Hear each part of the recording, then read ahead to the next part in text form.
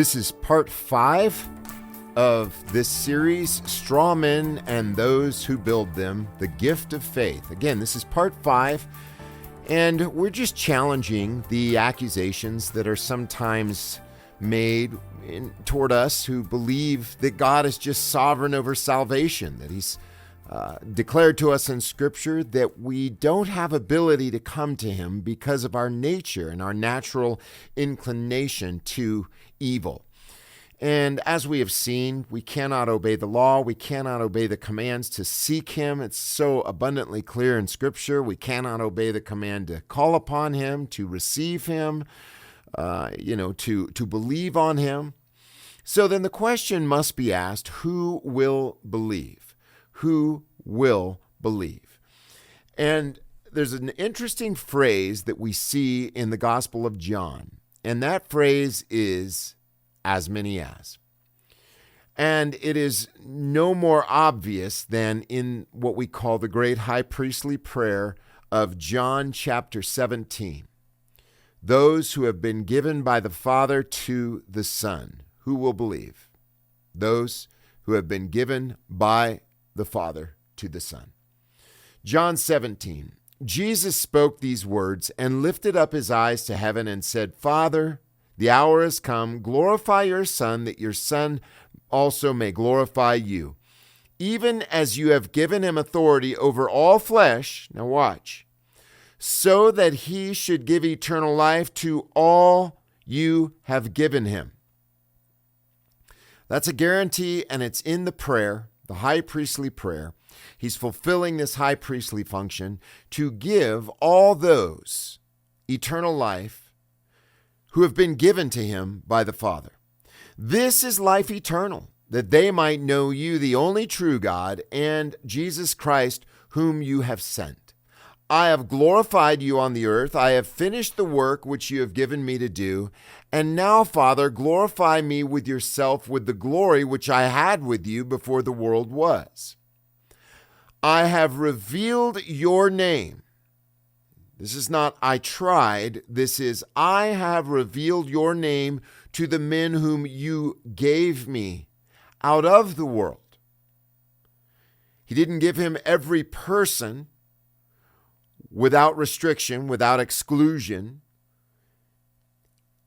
He gave Jesus certain people. All that the Father gives me will come to me. John 6:37. Remember that.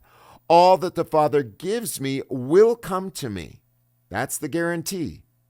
All those that are given will come. There's an order. And the one who comes I will not cast out. I have revealed your name to the men whom you gave me out of the world. They were yours, and you gave them to me, and they have kept your word.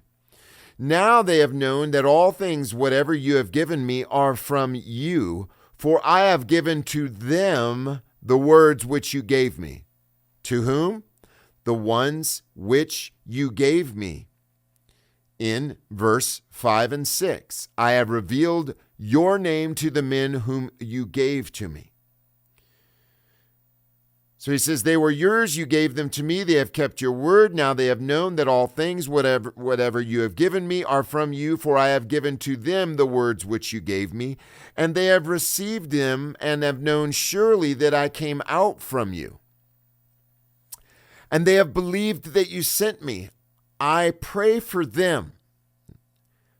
Now this next part is very difficult, but it's about high priestly function, new covenant, high priestly function, fulfilling the requirements of a high priest, which was not only to sacrifice himself for them and for them alone. In the Old Testament, the high priest was not offering up sacrifices for all the pagan nations. The high priest was offering up sacrifices for the Old Covenant people. Likewise, in the New Covenant, there is a New Covenant people. The high priest is offering up sacrifices for them and fulfilling that function, that role of high priest. And a part of the role of the high priest was to intercede, to pray for them. Hebrews 7:25 says he ever lives to make intercession for us. He says, I pray for them. I do not pray for the world. Now, as some assume, it wouldn't make any sense for Jesus to make a new covenant sacrifice for those for whom he would not pray. He fulfills effectively, effectually, his role as high priest. What a beautiful thing. Not only did he fulfill all righteousness, he paid for them, he sacrificed himself for them. I am the good shepherd, John 10. I lay down my life for my sheep. But he also prays exclusively for them. Husbands, love your wives as Christ loved the church and gave himself for her. He doesn't give himself to people who are not his wife. Of course not. All mine are yours. He says, I pray, do not pray for the world, but for those whom you have given me. Again, in the first part of the prayer, that he should give eternal life to as many as you have given him. I don't pray for the world, but for those whom you have given me, for they are yours, and all mine are yours, and all yours are mine, and I am glorified in them. Isn't that beautiful? I love this. And now I am in the world no longer, but these are in the world, and I come to you, Holy Father. Keep them in your name. What a prayer. You won't be lost. Why? Christ is praying for you, like he said to Peter, I have prayed for you that your faith will not fail. Keep them in your name, those whom you have given me, so that they may be one as we are. Galatians, all who are in Christ Jesus are one. No more male, female, barbarian, Scythian, bond, nor free. They are all one in Christ Jesus. Galatians chapter 3. While I was with them in the world, I kept them in your name. Those you have given me, I have kept. And none of them is lost, but the son of perdition, which Judas, that the scripture might be fulfilled. And now I come to you, and these things I speak in the world, that they might have my joy fulfilled in them. Isn't that wonderful? I have given them your word, and the world has hated them, because they are not of the world, even as I am not of the world. There's a clear example where world does not refer to every single person. Here it's referring to those who are not Christ's. I do not pray for you to take them out of the world, but for you to keep them from the evil, which was the leaven of the scribes and Pharisees, self-righteousness. They are not of the world, even as I am not of the world. Sanctify them through your truth. Your word is truth. Jesus, I am the truth. As you have sent me into the world, even so I have sent them into the world.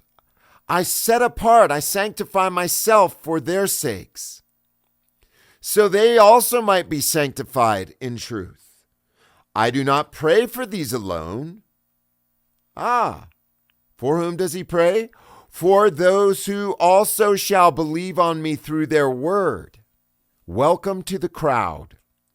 That they all may be one. Galatians 3 again, no more Jew or Gentile. As you, Father, are in me, I in you, that they also may be one in us. So that, listen to this, Revelation says that the Lamb is the temple, we dwell in him, and he dwells in us. Ephesians chapter 2, we are a habitation of God.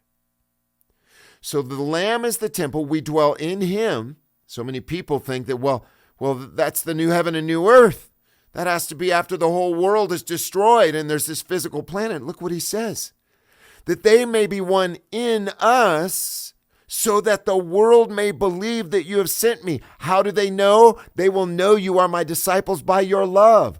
There has to be an unbelieving group to see that we are one in Christ, and they will know that we are dwelling in Christ and Christ dwelling in us when they see the light of Christ, which is demonstrated by our love, Christians loving each other, mercy, bearing one another's burdens, fulfilling the law of Christ.